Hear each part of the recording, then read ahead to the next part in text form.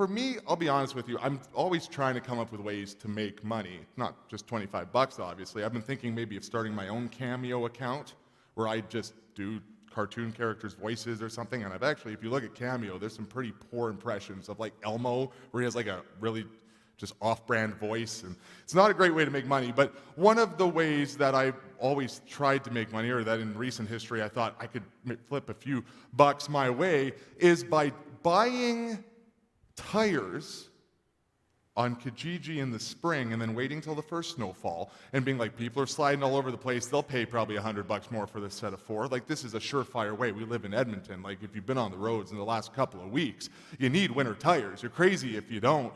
So this was genius. I'm going to make money on this, right? Well, I didn't really have the follow through. I didn't think it through. And long story short, I just ended up with a garage full of tires that don't fit any of my cars. So if you need winter tires, you can phone me at 780, half joking.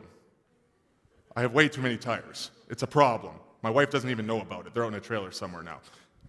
Tons of regret.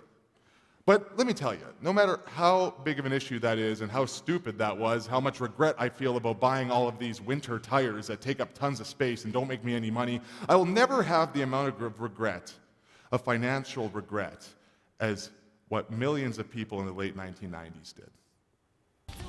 These are the feet. This craze is just, it's scary. Of Beanie. They're just cute. Crazed. That's the new baddie. Collectors. You ready? They've been waiting hours for Coach House Gift Store to open. I like the duck.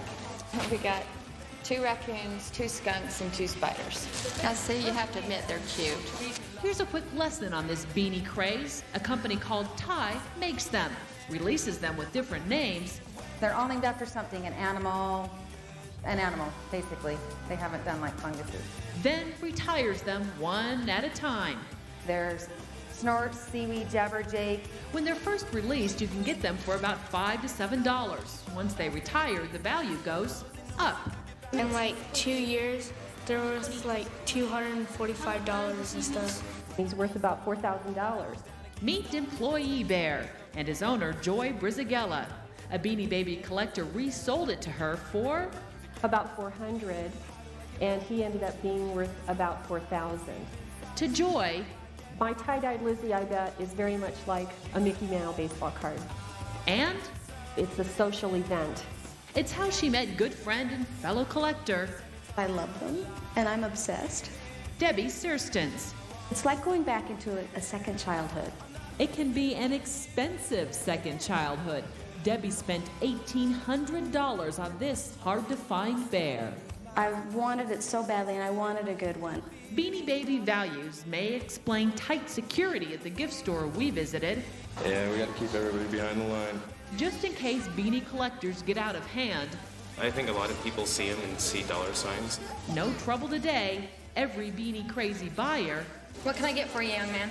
goes away content. Debbie Dujanovic, Fox 13 News. That seems ridiculous now, right?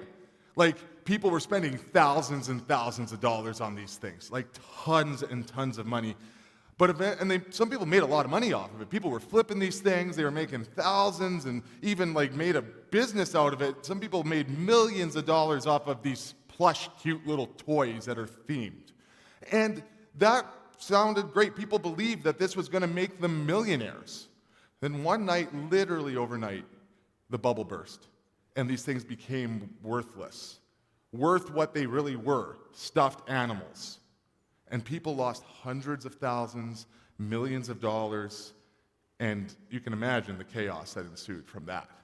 And like, just, it's foolish, right? Like, what a silly thing to do, to put so much value and think you're gonna get rich off of something that has no intrinsic value, just supply and demand. It's volatile, it's based off of a weird marketplace. We have learned so much since the late 1990s. Yet it kind of makes me think about the NFT I bought recently of a cat wearing a trucker hat. And I'm thinking, maybe we're not so smart. Yeah, there it is. Guys, I'm gonna be a millionaire because of that. Like, that's a legit way. Clearly, I'm a financial planner, I'm safe, someone you can trust. We are running into the Beanie Baby craze, and I'm all on board. So think about it. It makes sense to me why we see so many young adults getting into NFTs, getting into cryptocurrency, because there's this hope that we're going to be able to make a quick buck really quick. It shows the desperation in the market. Because there's this thing happening right now, this trend, this terminology that's really popular of being financially independent. And so what does that mean? I think what it means for us is not just that we're going to be rich and famous, but the idea that we're going to be able to just have this freedom, that we're not going to be under the thumb of big banks, of credit cards, of mortgages, be able to do things that we love and do jobs that we like, not just jobs that we have to do. We don't want to feel that stress. We don't want to have that pressure. We want to be able to do anything that we think is going to be bringing us joy. So we can all just retire early and convert a minivan or a full-size van into a home and vlog our life as we drive up and down the coast like no one's ever done that before. But why do we want that? Well, there's a lot of stress with finances for people. If you're my age or younger, if you're in this room, the chances are you've experienced a couple of things, or somebody in your life has experienced some of these things. For example, the 2008 financial crisis based on the housing industry, where we literally, at the end of it, you probably saw your family, your parents, someone lost a job or a house. A lot of people got wrecked in this situation, and it's scary. And we thought at the end of that, you know what, this will never happen again. This is the worst it could ever get. We're never going to have to worry about this. We made it through that. And then in 2015-16, there was a massive recession, especially in Alberta. And then we're like, that's over, right? Like, we don't have to worry. Like, it's all up here from there. It's all uphill from here. Roaring 20s are coming. We're going to be stable and good. And then the Rona came, and the world shut down, and our economy crashed, and a barrel of oil, it was costing us money to pull it out of the ground. Or now you're experiencing inflation and things. I don't even understand how that necessarily works. I just know that I can't get a PlayStation 5 still. It's this running thing. I've been trying to get one forever, and I'm just never going to get my PlayStation 5 because they can't get it here. The supply chain is broken, and when it does get here, it's going to be $4,000. We've had this poor relationship with money, with having and not having. It's kind of this scariness, this desperation in the marketplace. And we are finding ourselves stressed out about money probably more than ever. So I want to talk about that.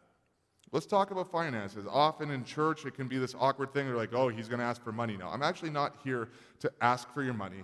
I'm not here to actually teach you how to budget or do any of those things. I'm a pastor. I'm not a financial planner, as you can tell from my NFTs and my tire flipping sales that don't work. But what I do for a living and what I'm passionate about is bringing people closer to Jesus. And the fact is that Jesus actually has a lot to say about our finances. How we view money and how we view our stuff will actually shape a lot of our life, or how we relate to Jesus, how we experience God, but also how we interact with the world around us. It's a very important topic. We can either be free or we can be a slave to our finances, to the stuff that we own or that we don't own or that we want to own. And that's why it's important, and that's why Jesus actually talked about it quite a bit. So let me ask you a question. How do you experience money? How is your relationship with your finances? Not just like, do you have enough, but are you desperate? Does it own you? Do you stay up at night worried about it? Can you never get enough, always needing more? Or do you find yourself being fairly content? There's a story in the Bible, in the book of Luke, which is one of the Gospels, these accounts of Jesus' life. And in Luke 12, we catch up with Jesus, and it says this starting in verse 13. And there's a good chunk here we're going to work through. But you can follow along on the screen, or if you're at home, you can follow along on your computer or phone or whatever you're on. It says, then someone called from the crowd, "Teacher, please tell my brother to divide our father's estate with me." Jesus replied, "Friend, who made me a judge over you to decide such things as that?" Then he said, "Beware, guard against every kind of greed. Life is not measured by how much you own." Then he told them a story. A rich man had a fertile farm that produced fine crops. He said to himself, "What should I do? I don't have room for all my crops." Then he said, "I know. I'll tear down my barns and I'll build bigger ones. Then I'll have enough room to store all of my wheat and other goods. And I'll sit back and say to myself, my friend, You have enough stored away for years to come. Now take it easy, eat, drink, and be merry. But God said to him, you fool, you will die this very night. Then who will get everything you worked for? Yes, a person is a fool to store up earthly wealth, but not have a relationship with God.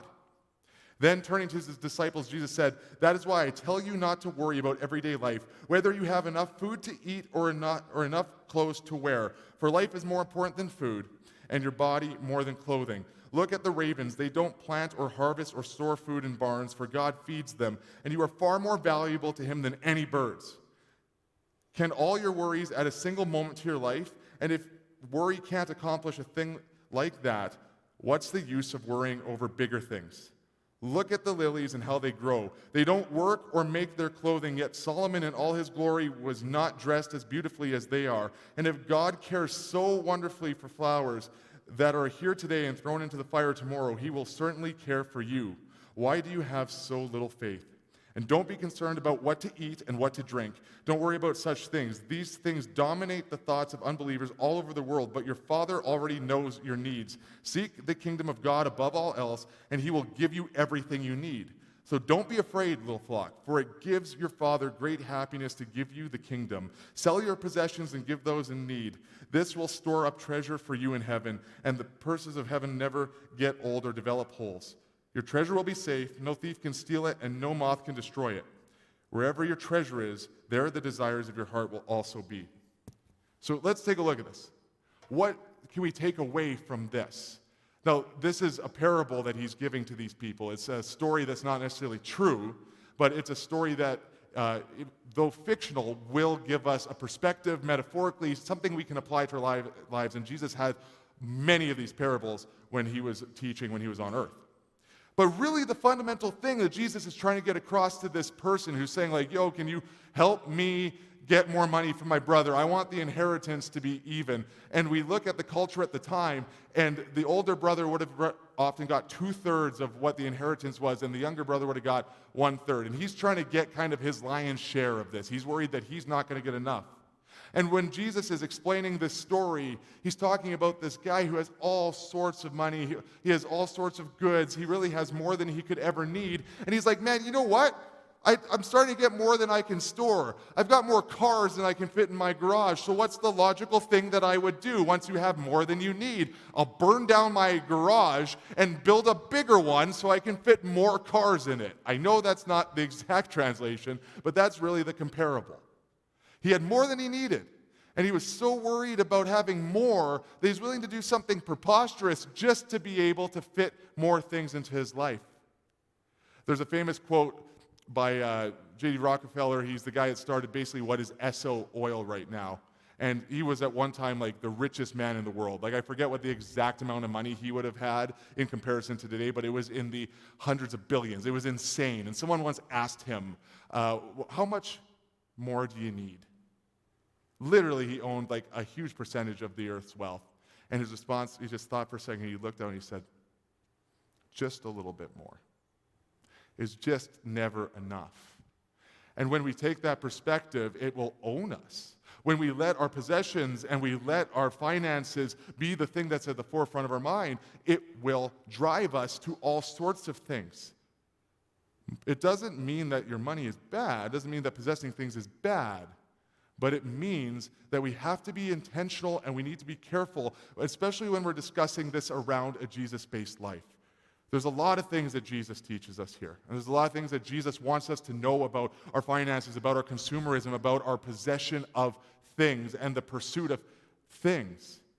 But if I can summarize it in one or two things, or give you a few examples of what Jesus is trying to teach us in this parable, it's this. And number one, if you walk away with one thing from tonight, or if you walk away or turn off your phone or whatever you're watching on at home, if I could give you one thing to walk away with, it's this, is that life is not measured by what you own or what you have. And that's the opposite of what our culture teaches us, because we want to have nice stuff. We want to flex on our friends. We want to have nicer clothes. We want to have a nice house. We want to have a good car. We want to be able to vacation in Hawaii at a timeshare 3 times a year, or whatever it is for you and your family. We want to afford good meals. We don't want to have to always go to Denny's, although Denny's is amazing. We'd like to go to fancy steakhouses sometimes. It's just this thing. You can never have enough, and we're kind of judged by what we have or what we don't have. We're constantly pursuing not just possessions, but clout that comes with those things. But when we look at this parable, there's one thing that really captures my attention. The people around this foolish person that the parable talks about, this guy that has everything but just wants more and more, is that culture would have thought that he was a smashing success, that he was a huge success. He had everything he could ever want. Culture would have looked at this guy like the Jeff Bezos of 2,000 years ago. Has everything. He could never need more. Everyone would look up to what he has. He's a business success. He's got all the grain. I know that if your friend has more grain than you now, you're probably not like, oh, I want to be more like that guy. But that was a sign of wealth and control at that time. He was a cultural, societal success. But what Jesus is saying, he intentionally calls this guy a fool. Not because he's a bad financial planner, not because he has bad business, not because he looks bad or he dresses bad or he doesn't have things or that he doesn't have clout in his social circles, but because he was missing the mark so deeply. He was missing the mark on what life is all about. He was missing the mark on what he actually needed. And he wasn't understanding that he could never, ever achieve the happiness that he was pursuing by chasing these things. He had more than he could ever want, and yet all he could think about was having a little bit more, about being able to fit more, about having more capacity. He was doing crazy things in his mind and celebrating and thinking, I'm going to pat myself on the back for these things. But Jesus says that type of attitude makes you a fool. So what was he chasing? And I hear this and I'm thinking man, yeah, what a clown. What a terrible way to think about life. I would never be like that. If I had everything, if I was rich beyond all imagination, I would just be content. But I know my heart, because there's always another step. There's always a little further to go. Why is that? Why are we so desperate to have more? Why does the term financial independence or financial security mean so much to us? And yeah, obviously, we don't want to be broke. Jesus isn't saying you should intentionally go bankrupt here. But Jesus is talking about something not about our possessions or what we have or don't have, but he's talking about our heart. What in our heart, what are we chasing that breaks us, that makes us pursue these things so passionately that will never, ever fulfill us? And if I can pin it down to one thing, at least in my own life, when I'm thinking, why do I want more? Why am I never content? Why am I never trusting God with my finances, with my life? Why do I need more and more and more? And it comes down to this: comfort and control. Nothing makes us more insecure than not being in control. And we'll do everything we can to be able to feel like we're in control in all areas of life. But the idea of having lots of wealth, having lots of money, it makes us feel like we can face anything. And don't get me wrong, when a global pandemic hits and there's no work, it's nice to have some money in the bank. It's nice to have some comfort and security. And I'm saying that investing wisely isn't a bad thing. But when that becomes an idol in our lives, when that becomes everything to us, that we're chasing that with everything in our heart, that it distracts us from anything else in life and becomes the primary focus of our heart, our mind, and every decision we make, that becomes a problem. When it becomes an obsession with control, when we try to be the gods of our own world, of everything that we have, we lose track of what's really important. Here's the thing. Money isn't bad, but money can disappear in a moment, and so can you. God said to that guy, you might die tonight. I don't believe anyone here is going to die tonight, but life is not guaranteed. It could happen. I think that we've seen that more and more in the last couple of years, that reality of our own mortality has faced us. And what will you do? What will you take with you is what God is saying in this verse. what can you bring with you? Are you thinking you're an Egyptian pharaoh and you're going to be buried with all of your stuff? You think you're going to have your cell phone in your casket with all your NFTs that were going to make you rich? No, it doesn't work like that. We don't get to bring anything with us. All we get is our heart and our connection to God. At the end of the day, it doesn't matter what you had on this planet if your character wasn't in alignment with Jesus.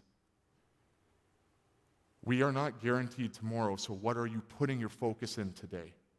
Is it preparing for the future, storing away your stuff? Is it about creating a legacy for yourself? Is it about creating more clout that you can flex on everybody with? Or is it about the things that actually would matter? The things that will carry on, that will echo through history? Is your legacy a collection of trophies and things and diminishing return, things that break and wear down and rot and rust? Or is it something that will be remembered and will impact people through history? Are you close to God, or are you close to your possessions? And here's something that's really important, because we're talking about the term financial security. Financial independence. Sometimes we seek that, I think, because we think that we can be independent from any need and any desire or any reliance on anything else. But the fact is, with everything in life, but for sure with finances, there is no such thing as financial independence from God. It's not a healthy space to be in. We think if I have enough money, then I don't have to rely on anything, including God. I can just have enough money, but here's the fact. Everything is built on some sort of financial system. The market could crash. The stock market has crashed. There's recessions, depressions. The world is not guaranteed. The finances are not guaranteed. I don't even really know what money is, right? Most of us don't know what this actually looks like, but we just know that there's this value to it, and it's up and down, and inflation, and everything. Like a thing of bananas is $16 all of a sudden. It's like, why is that happening? We don't control anything. It doesn't matter how much money you have. It could be worth nothing tomorrow. And then what do we have? What do you have? What is your focus? You need to know that at no point, it doesn't matter how much you own, it doesn't matter how much stuff you have, you are reliant on God. You need God. You need Jesus more than you could ever know, even if you haven't been willing to, or even in this moment aren't willing to accept that. Because at the end of the day, if everything else, including your money, rots away or goes away, there will always be God there to take care of you. And it may not be easy. You may not have the car you always wanted. You may not have the house you've always wanted. But God says, in those situations, no matter how much you have or don't have, I will sustain you. I care about you. I will give you what you need. And there's no place that brings more comfort, that brings more of a sense of comfort than knowing that God is in control. And by giving over my feeling of control, giving over what I feel like I need to have, and just accepting, God, listen, I need you. I need you through this whole situation. There is no such thing as being financially independent from God. There's no such thing as being completely independent in any way from God. We are reliant on Him. He created us, and we were reliant for Him to breathe life into us, and from there, we've never stopped being reliant on Him. We stop acknowledging it. We pretend that we don't. We think we're in control. We think we can seek. We can hustle. We can get what we need. But you don't ever stop being reliant on God. And you can put those distractions in the way. You can put those things in front of you that you think, this is what's going to make me feel okay. This is what's going to make me feel like I'm good enough or content or like I'm safe. But you will never be where you need to be. You'll never feel truly comfortable. You'll never feel truly in the right space unless you acknowledge, God, I need you. Jesus, I need you. I'm relying on you. You are enough. No matter what the stock market is, no matter what my job situation is, no matter how many student loans I have for this arts degree that I can't even think of a job that I'm going to get with it ever, but I really, really wanted to learn interpretive dance. I need God. I need God. 1 Timothy 6:10 says this, for the love of money is the root of all kinds of evil, and some people craving money have wandered from the true faith and pierced themselves with many sorrows. I'm not here to tell you that having stuff is bad. Money is like a brick. It's not good. It's not bad. You can use it to build a house, or you can use it to throw it through someone's window. Your heart is what matters. And how you interact with these things are what matters. Money is not evil. But if your heart isn't aligned with God, it will consume you, and evil will use it against you. And that's really the question I have now for you is, what are your priorities? And I have to ask myself this all the time as I'm trying to do investments or, flip tires or whatever. I'm trying to make more money. Why do I want to do this so bad? What is my priorities in life? Money is the tool, but our heart is what matters. We're not defined by our finances, but we're defined by our character and how we allow Jesus to form that character in our lives. If you love money more than you love God, you are choosing evil. If you love stuff more than you love other people, you're not living like Jesus. If you love comfort and control more than what's doing right, you are missing out on everything that is valuable and worth experiencing in a Jesus-based life. You are making your possessions and you are making your finances the God of your life. And it's just a distraction that will break you. And we all do it. We're all in this together. This isn't something that's new. When Jesus was talking to these people 2,000 years ago, they were experiencing similar things. They were under Roman oppression. The Jewish people were under Roman oppression, and you think there's distrust for the government today. The government back then wasn't even hiding that they were corrupt. They're like, yeah, you don't like that we're taking more in taxes than we should? Deal with it or we'll kill you.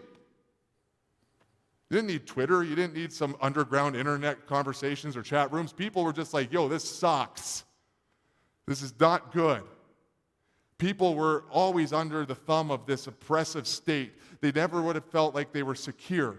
This is not a cultural issue. This is a human issue. This is a sin issue. This is a selfishness issue. And those issues will carry not just through our finances, and they will carry into everything if we don't align our character with Jesus. Aligning our life with Jesus is what will bring us the most peace and the most security in our lives. And that's why here at the Project we talk about Christianity not as a religion but a Jesus-based life, because everything we do is centered around Jesus.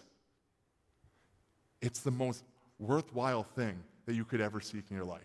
Making the decision to follow Jesus is the best decision you can make, because it will, in every way, all-encompassing, change your life and bring value and hope where there isn't hope, true hope from other things. At the end of that verse, of that parable, there's a line that really captures everything. In Luke 12:34, it says, wherever your treasure is, there are desires of your heart. The desires of your heart will also be. Wherever your treasure is, there the desires of your heart will also be. Not talking about Pirates of the Caribbean treasure. We're not talking about a chest full of gold. What do you treasure? What do you put the most value on? What do you hold closely? What are the non-negotiables in your heart? Do they align with Jesus? Do they align with His Word, with the Bible, the written Word of God? Do they align with the values that Jesus showed through His character? Is it a Jesus-based life, character, and heart? What do you treasure? Is it a trophy? Is it things that you can prop up? Or is it things that will last? Investing in other people, being generous, being charitable. But this goes beyond charity. This goes beyond just giving to good causes. Those are great. This is about your heart and your connection. Once you can align your heart with Jesus, everything else in your behavior follows through. We often talk about here that a Jesus-based life isn't about behavior modification, even though that's often the perception, the wrong perception of what it means to follow Jesus, that we're just trying to change how people live. No, Jesus wants to change your heart, and then you have no choice but to live out of the light that comes into your heart, the new perspective that gives you life, and that will change everything about you for the better, make you a better friend, make you a better family member, a better coworker, a better co-student. It will change everything in your life. It will change the way you think about your finances. It will change your generosity. It will change your heart wholly. So here's the question I have for you tonight. Where are the desires of your heart? Where do you keep your treasure? The band's going to play here, and whether you're standing, whether you want to sit, whatever you feel comfortable with, talk to God. I can't tell you where your heart's at. I can't tell you what's enough. I can't tell you what the situation is for you. But God's Holy Spirit will speak to you, not make you feel guilty, but convict you, convict me, and tell us, here are the areas that I'm not aligned with, that your heart isn't aligned with. Here's the areas that you need to change your focus on. You need to stop worshiping this and start worshiping me. Start worshiping Jesus. So take a few moments, take some time here and actually talk to him. And be honest with yourself. Where are the treasures in my heart? What do I care about? What do I need to change? What do I need to change my focus on to align with God?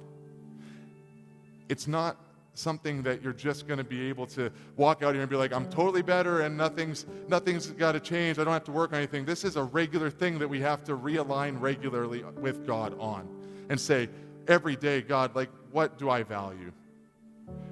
Do you trust God? Or are you living in constant fear? Are you aligned with his values, or do you need to do some correcting? I'm going to pray for you, and then the band's going to play, and I just, again, take some time and be very honest. You owe it to yourself to unearth every stone, flip over every stone in this conversation.